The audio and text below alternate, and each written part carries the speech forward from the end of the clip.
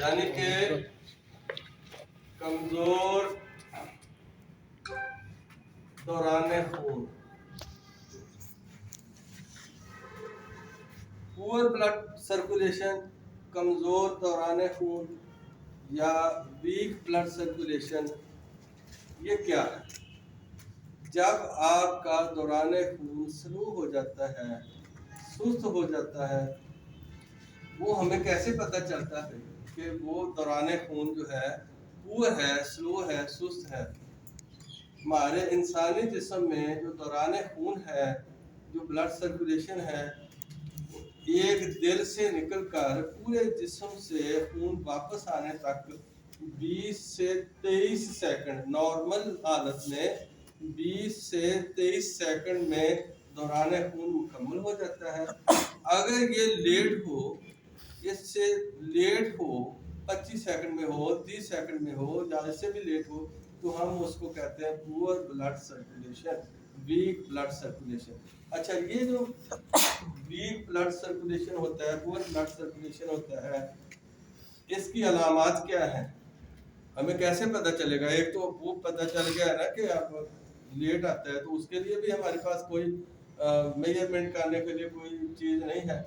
تو اس کی علامات کیا ہیں کہ جب انسانی جسم میں کسی مریض کو یا انسان کو بہت زیادہ تھکن رہنا شروع ہو جائے، سستی رہنا شروع ہو جائے، اس کے چہرے اور سکن پر خشکی آنا شروع ہو جائے، اس کے ہاتھ پاؤں ٹھنڈے رہنا شروع ہو جائے، ایون کہ موسم گرمی کا بھی ہے لیکن اس کے ہاتھ پاؤں ٹھنڈے رہ رہے ہیں۔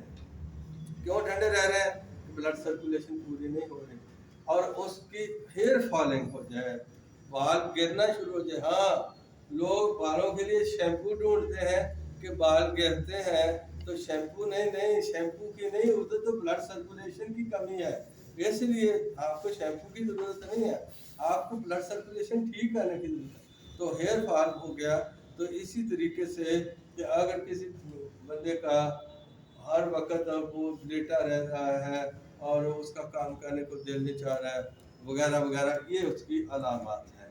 تو اسباب کیا ہے؟ کیوں ہوتا ہے لو بلڈ سرکولیشن یا پور بلڈ سرکولیشن کیوں ہوتی ہے؟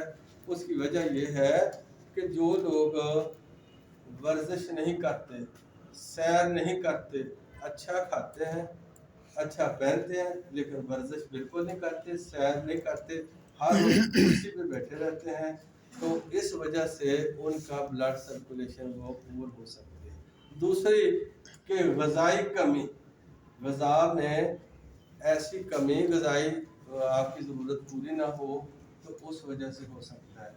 تیسری کہ بہت زیادہ چکنائیاں کھانے سے، چکنائیاں تلی ہوئی چیزیں کھانے سے خون کے اندر چکنائی کا دباؤ بڑھ جاتا ہے، چکنائی کے ذرات جو ہے وہ خون میں جا کے کویگولیٹ ہونا شروع ہو جاتے ہیں، جس کو ہم کہتے ہیں کولیسٹرول بڑھ گیا۔ تو جب وہ کولیسٹرول بڑھے گا، خون میں چکنائی بڑھے گی، تو اس وجہ سے پھر بلڈ جو ہے وہ سلو ہو جائے گا، بلڈ سرکولیشن سلو ہو جائے گی۔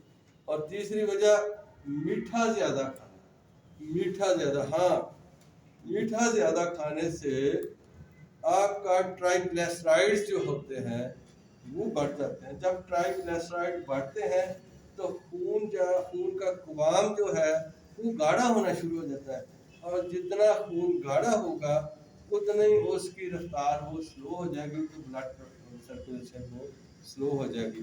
جس طرح آپ سمجھ لیں کہ آپ ایک پائپ میں دیکھیں کہ پانی ہے وہ بہت آرام سے گزر رہا ہے، بھاگ رہا ہے، اگر آپ اسی پائپ میں سے شہد ڈال کے گزاریں تو شہد چونکہ گاڑھا ہوتا ہے، یا آپ گھی لیکوڈ پگھلا کے ڈال دیں تو وہ بڑا سکون سے آرام سے جائے گا۔ اس طرح یعنی اس کا جو گاڑھا پن کی وجہ سے وہ دوران خون جو ہے سلو ہو جاتا ہے۔ ایک وجہ بڑھاپے میں آرٹریوسکلیروسس، تصلب الشرائین، شریانوں کا سکڑ جانا، سخت ہو جانا، ٹھیک ہے، یہ بڑھاپے کی بیماری ہے، یہ ایجنگ فیکٹر کی وجہ سے ہوتی ہے، یہ بھی وجہ ہو سکتی ہے۔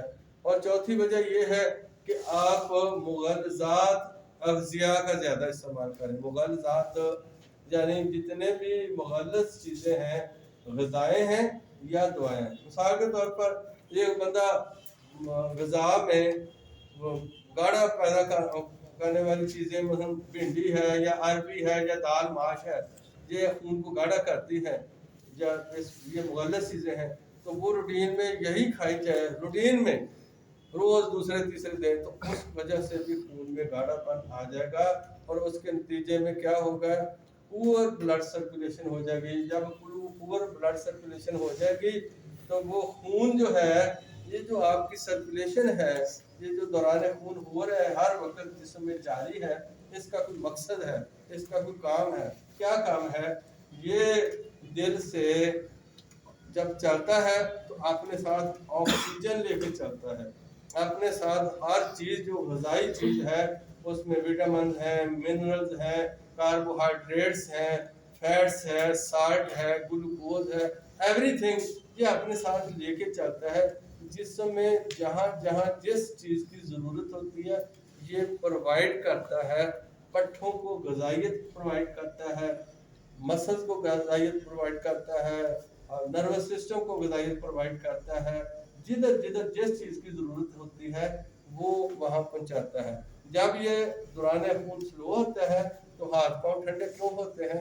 کہ وہاں پر آکسیجن پوری نہیں مل رہی، غذائیت پوری نہیں مل رہی۔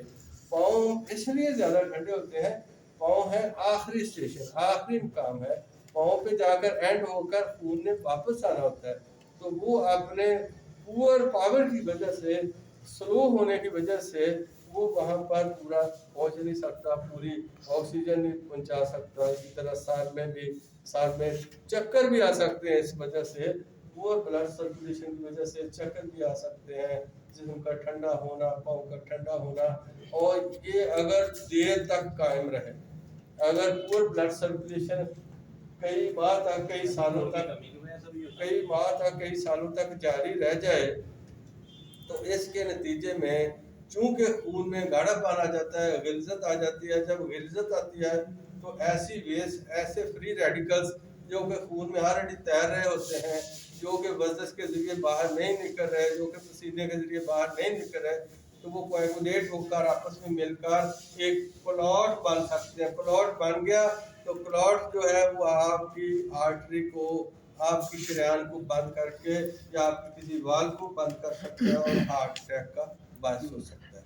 تو اب کرنا کیا ہے، اس سے بچنا کیا، پور بلڈ سرکولیشن سے بچنا کیسے؟ پہلے بچنا کیسے کہ ہو ہی نہ، بچنے کے لیے یہ ہے کہ ہم سب کو صبح کی سیر لازمی کرنی چاہیے، اپنے جسم کو وارم اپ کرنا چاہیے، اپنے جسم کو ایکسرسائز کی طرف لے کے جانا چاہیے۔ 2 ٹائم اگر ہم ایکسرسائز کریں، اور یہ جتنی بھی چیزیں مغذات ہیں، جتنے بھی ان کو گاڑھا کرنے والی ہیں، ان سے اوائڈ کرنا چاہیے۔ چینی کا استعمال بہت کم کر دینا چاہیے، گھی کا استعمال بہت کم کر دینا چاہیے۔ گھی وہ بندہ تو کھائے دیسی گھی جو سارا دن ہارڈ ورکنگ کرتا ہے، جس کی ورکنگ بہت ہارڈ ہے، جو روڈ پہ کام کرتا ہے، جو ذمہ دار ہے، جو ہل چلاتا ہے، جو کسی کا کام کرتا ہے، جو گینتی کا کام کرتا ہے، جو پہاڑ توڑتا ہے، پتھر کا، اس کے لیے تو بہترین ہے کہ وہ دیسی گھی کھائے اور دودھ بھی پیے۔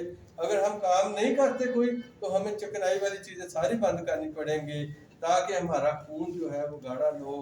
ہمیں دودھ بند کرنا پڑے گا، اس میں بہت ساری چکنائی ہوتی ہے، اور بعض لوگوں کو عادت ہے کہ رات کو دودھ پی کے سونا ہے، مجھے نیند نہیں آتی، تو کام سارا دن کیا نہیں، رات کو دودھ پینا ہے، تو وہ جو دودھ میں وافر چکنائی ہے وہ ہضم نہیں ہوتی، وہ جا کے خون میں شامل ہو کر خون کو گاڑھا کرتی ہے، اور مسلسل یہ کام کرنے سے پھر ایٹ دی اینڈ کلاٹنگ ہو کر ایک دن ہارٹ اٹیک کا باعث بنتا ہے۔ اسی طرح چکنائیاں جتنے بھی ہیں، گھی کی شکل میں ہو جائے، مٹھائیوں کی شکل میں، یہ بھی اگر ہم ایکسرسائز نہیں کرتے تو ہمیں نہ کھانے کے برابر، نہ ہونے کے برابر لانی چاہیے۔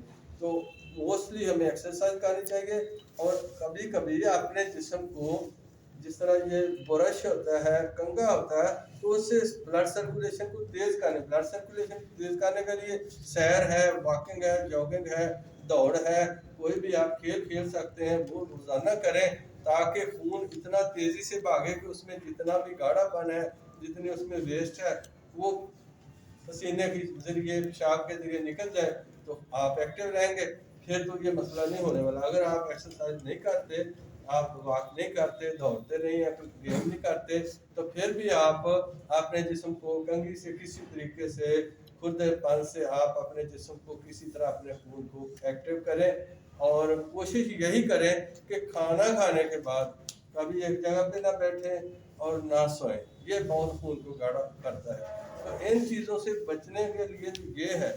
اور ساتھ اگر کسی کو ہو گیا, خون گاڑھا ہو گیا ہے, تو پھر اس کے لیے ہمارے طب میں بہت آسان سی چیزیں, سستی سی چیزیں ہیں. پہلے تو وہ اگر کسی کا خون گاڑھا ہو گیا ہے, بلڈ کلوٹنگ شروع ہو گئی ہے, بلڈ ویسلز بند ہونا شروع ہو گئی ہے, تو آپ کو پتہ ہونا چاہیے کہ 60,000 میل آپ کے جسم میں 60,000 میل بلڈ ویسلز ہیں. جو بلڈ ویسلز ہیں, خون کی نالیاں ہیں, ان کا کتنا سفر بنتا ہے, 60,000 مائلز, اتنی لمبی ہے. تو ان کو ایکٹیو رکھنے کے لیے آپ کو ایکٹیو ہونا پڑے گا. تو یہ جب آپ سارا کریں گے تو وہ ایکٹیو رہیں گی, صاف ستھری رہیں گی. پھر بھی آپ ہمارے طب میں ایک کعبہ میں بتا دیتا ہوں, ہمارے تین چیزیں صرف.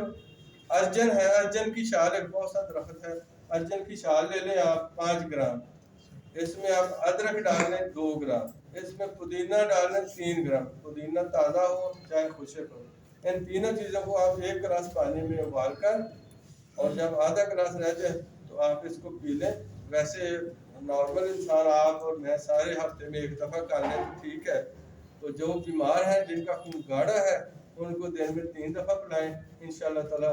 ساتھ اگر وہ سیر کریں گے, پرہیز کریں گے, 2-3 ہفتوں میں 4 ہفتوں میں ان کی جو کلوٹنگ ہے وہ ختم ہو جائے گی, اور خون ان کا پتلا ہو جائے گا, دوبارہ بلڈ سرکولیشن ٹھیک ہو جائے گی, اور بلڈ سرکولیشن اس سے قوی بھی ہوگی, اس سے رچ ہوگی. تو یہ کام کریں اور ساتھ پرہیز کریں, انشاءاللہ تعالیٰ بہتر ہوگا.